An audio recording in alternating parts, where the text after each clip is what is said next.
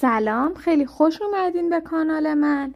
امروز میخوایم در مورد ضمایر و فعل‌های مربوط بهشون صحبت کنیم. منظورم چیاست؟ منظورم همون من هستم، تو هستی، ما هستیم که در فارسی داریم. امروز میخوایم در زبان اسپانیایی یاد بگیریم. خب، از اولین کلمه شروع میکنم. کلمه یو به معنی من. پس کلمه یو به معنی من هستش. کلمه بعدی خیلی معنیش راحت تر تو ذهنتون مونه. کلمه تو به معنی تو و یا شما. کلمه بعدی کلمه ال و الا هستش که توی ویدیو قبلی هم در موردش صحبت کرده بودم. اینجام داریمش. ال و الا به معنی او مذکر، او مؤنث یا مرد و زن. حالا ما به اصطلاح میگیم مذکر مؤنث. خب، این ستا رو حتما باید به یاد داشته باشین چون بیشتر جمله بندی ها در اسپانیایی از اینها استفاده میکنن. شما خودتون ببینید ما در زبان فارسی خیلی از ضمایر استفاده میکنیم، پس خیلی مهمه، حتما باید به یاد داشته باشین. خب، اینها ضمایرش بودن. ما میخوایم ببینیم که با چه فعل هایی استفاده میشن. خب، من اینا رو پاک میکنم که کمتر جا بگیره. ضمیر یو به معنای من با سوی میاد.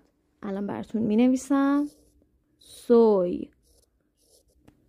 تلفظ کاملش میشه یو سوی. یو سوی یعنی من هستم. من هستم. ضمیر بعدی که تو باشه با ارس میاد. ارس یعنی اول تلفظش رو براتون بنویسم. تو ارس یعنی تو هستی. بعدی هم با اس میاد. هم ال هم الا جفتشون با اس میاد. اس که او بذارین اول تلفظش رو براتون بگم. میشه ال یا الا اس به معنی او هست. این ستا بود و بسیارم راحت هستش، کاری نداره. با تکرار تمرین و جمله بندی به راحتی میتونین اینا رو به خاطر بسپارین. حالا جلوتر که کلمه های بیشتری رو یاد بگیریم جمله بندیاتون بهتر میشه. توصیه میکنم حتما از ویدیوهای کوتاه من استفاده کنید. لغت ها رو اونجا یاد میدم.